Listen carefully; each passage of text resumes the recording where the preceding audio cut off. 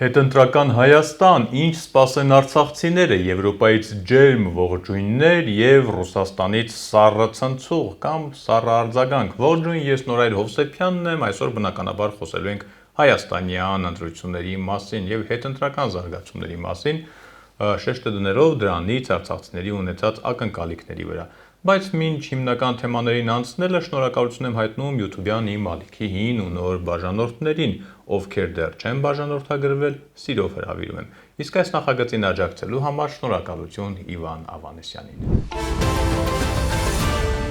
Եվ այսպես գժանոցն ավարտվեց, նույն ինքը քարոզարշավն ու քվեարկությունը Հայաստանի Հանրապետության կենտրոնական ընտրական հանձնաժողովն ամփոփել է Հայաստանի Հանրապետության խորհրդարանական ընտրությունների նախնական արդյունքները։ Ըստ այդմ քաղաքացիական պայմանագիրը ստացավ 49,825%, ուժեղ Հայաստանը 23,281% և Հայաստան դաշինքը 9,934%։ Հոգեբանորեն ամենադժվարը Բարգավաճ Հայաստանի վիճակն է։ Այսքան չարչարանքից ու հակակոռուպցիոնի տարածած ձայնագրությունների համաձայն նաև այսքան ծախսերից հետո Բարգավաճը հավաքեց 3,996%, պահանջվող նվազագույն 4%-ի փոխարեն։ Համաձայն եք, որ իսկապես աբիդնի է, կներեք կիսառուսերենի համար։ Ըստ այս տոկոսների Ազգային ժողովի մանդատները կբաշխվեն հետևյալ քանակներով. Քաղաքացիական պայմանագիր կուսակցություն 64 մանդատ, Ուժեղ Հայաստան դաշինք 29 մանդատ, Հայաստան դաշինք 12 մանդատ։ Այս թիվը քաղաքացիական պայմանագիր կուսակցությանը թույլ է տալիս միանձնյա ձևավորել կառավարություն և միանձնյա ընտրել վարչապետ, նաև ապահովում է Ազգային ժողովի պատգամավորների ընդհանուր թվի 3/5-րդի մեծամասնությունը, ինչը հնարավորություն է տալիս միանձնյա ընդունել սահմանադրական օրենքներ և ընտրել մի շարք կարևոր պաշտոնատար անձանց,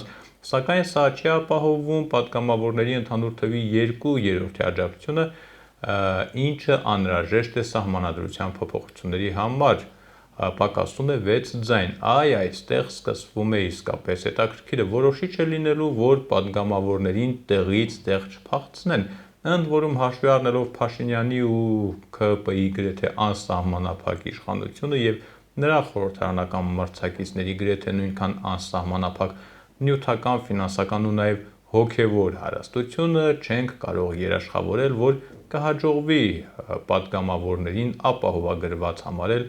գնել, գրավել, շանտաժով տանելու հեռանկարից։ Սա պարզապես ենթադրություն է, կարող ենք վստահ լինել մի հարցում, եթե այս տրամաբանությամբ խորհրդարան ձևավորվի, ապա նիստերը տխուր չեն անցնի։ Փաշինյանը ամենօրյա ռեժիմով ընդդիմադիրներին հիշեցնելու է 300,000 ադրբեջանցիների հետ կապված նրանց խոստում սպառնալիքները, իսկ եթե ավելի լուրջ, ապա այս պահին դեռ շարունակում են տարբեր մակարդակներում վերլուծել, կանխատեսել արդյոք Շեմը հաղթահարած ընդդիմադիրները մանդատները կվերցնեն, թե կհրաժարվեն պատգամավորական վայելքներից։ Նախորդ խորհրդարանի փորձը թույլ է տալիս ենթադրել, որ մանդատից հրաժարվողներ դժվար թե լինեն, բայց ինչպես ասում են, կապրենք, կտեսնենք, կարծում եմ առաջիկա օրերին։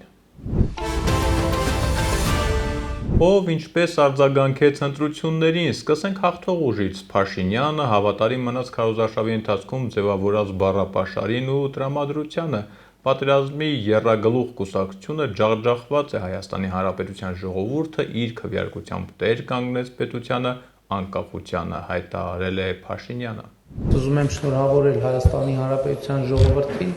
2026 թվականի հունիսի 7-ին տեղի ունեցած ընտրությունների արդյունքներով հաղթելու համար։ Հայաստանի Հանրապետության ժողովուրդը իր քվեարկությամբ տեր կանգնեց պետությանը, տեր կանգնեց անկախությանը, տեր կանգնեց ապագային, տեր կանգնեց խաղաղությանը, տեր կանգնեց Հայաստանի Հանրապետությանը և պիտի արձանագրեմ, որ պատերազմի եռագլուխ կուսակցությունը ջախջախված է։ Ուժեղ Հայաստանը չի շտապում ոչ շնորհավորել հաղթող ուժին, ոչ էլ բողոքարկել ընտրությունների արդյունքները, խոսել է Նարեկ Կարապետյանը, հակիրճ ներկայացրել այս պահին առկա տրամադրությունն ու տրամադրվածությունը։ Ընկերներ, հարյուրազարավոր մեր հայրենակիցներ, շնորհակալ ենք ձեզանից առույցի պես պայքարելու համար։ Շնորհակալ եմ այն տասնյակ ու հարյուրավոր մեր ընկերներից, ովքեր հիմա անօրինական ձերբակալվել են այս 2 օրը, որպեսզի քաղաքացիական պայմանագրի կուսակցությունը կարողանա իր գործերը անի ընտրական process-ի ժամանակ։ Շնորհակալ եմ ձեզանից, դուք ձեր միջոցով, որ մեր ազգը կարողա իր պաշտպանողականությունը պահպանել։ Մենք էլ հանդես կգանք ավելի խորքային հայտարարությամբ, երբ որ ավարտած իրապես լինի հաշվետվությունները եւ հաշվարկները։ Շնորհակալ եմ բոլորիցս, ժողովուրդ ջան։ Հայաստանյան ընտրություններին ով ինչպես արձագանքեց դրսից, այստեղ պետք է հստակ առանձնացնենք Արևմուտքի ու Ռուսաստանի մոտեցումների հստակ տարբերությունը, ես կասեի հակադրությունը։ Եվրոպայից արձագանքները հիմնականում դրական էին, շնորհավորանքները շատ։ Հայաստանը կարող է հույս դնել մեզ վրա 2018 թվականին ձեր գլխավորած Թավշյա հեղափոխության ոգին կենդանի է եւ առողջ, ասված է Եվրահանձնաժողովի նախագահ Ուրսուլա ֆոն դեր Լայենի խորհրդարանական ընտրություններում քաղաքացիական պայմանագիր կուսակցության արձանագրած հաղթանակի առթիվ ուղերձում։ Էմանուել Մակրոնն է շնորհավորել Նիկոլ Փաշինյանին խորհրդարանական ընտրություններում նրա կուսակցության հաջողության կապակցությամբ։ Իմ ամենաջերմ շնորհավորանքները խորհրդարանական ընտրություններում այս համոզիչ հաղթանակի կապակցությամբ։ Ուրախ եմ քո կողքին շարունակել մեր սկսած աշխատանքը, ել ավելի ամրապնդելու մեր համագործակցությունը ի նպաստ մեր ժողովուրդների սատարելու Հայաստանի Հանրապետության խաղաղությանն ու ինքնիշխանությանը եւ աջակցելու Եվրոպայի հետ մերձեցման դինամիկային, գրել է Մակրոնը։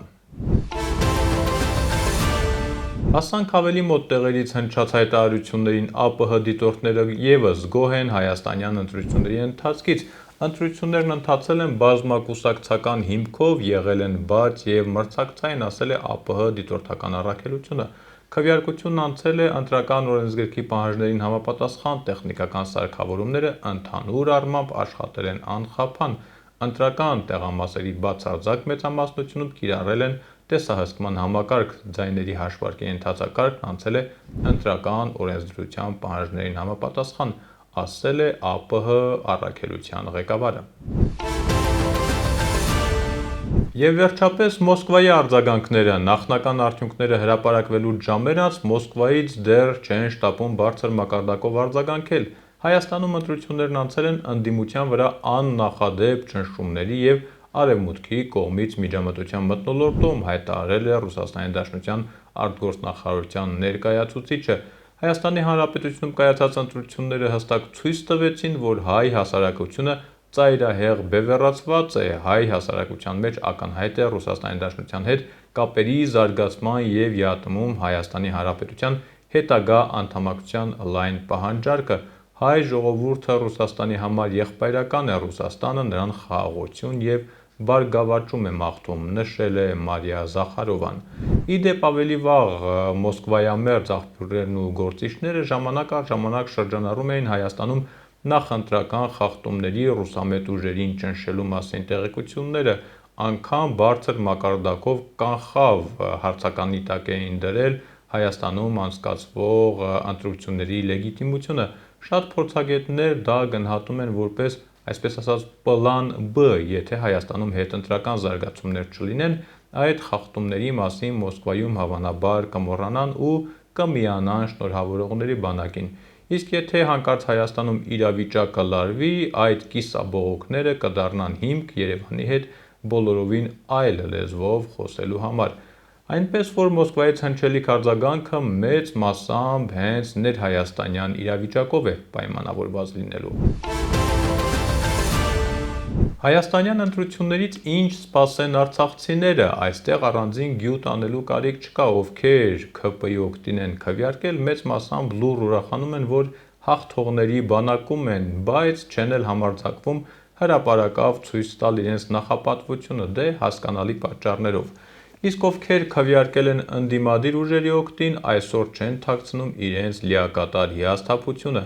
էլի հասկանալի պատճառներով։ Ամեն դեպքում ունենք այն, ինչ ունենք, այս կազմով խորհրդարանից ինչ ակնկալիքներ կարող են ունենալ արցախցիները։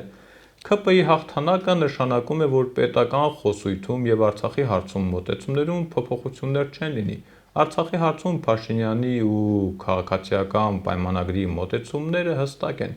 Հարցը համարում են փակ, վերադարձի մասին խոսելը վտանգավոր, ցանկալին հռչակվել է այն, որ Արցախից տեղահանվածները հաստատվեն Հայաստանի Հանրապետության տարածքում, ինչին աջակցելու համար կառավարությունը կշարունակի ծրագրեր իրականացնել։ Խորհրդարան անցած ընդդիմադիրների մոտեցումները, անկեղծ ասած, վերը նկարագրվածից շատ չեն տարբերվում։ Այս պահին վերադարձի հարցը ընդդիմադիրները ևս իրատեսական չեն համարում։ Ադրբեջանի հետ պատերազմել ոչ մեկը չի պատրաստվում։ Ցանկալին այս պահին Հայաստանում արցախցիների հաստատվելն են համարում։ Տեխնիկական հարցերը դեռ թողնենք մի կողմ, ինչպես կհաստատվեն, կլինեն նոր բնակավայրեր, թե կլինի այն ծրագիրը, որ իրականացվում է այսօր կառավարության կողմից։ Տարբերությունն այն է, որ ընդդիմադիրները կարևոր են համարում արցախցիների վերադարձի իրավունքի մասին խոսելը։ Այսքանը, արդյոք արդեն որպես խորհրդարանական ընդդիմություն կխոսեն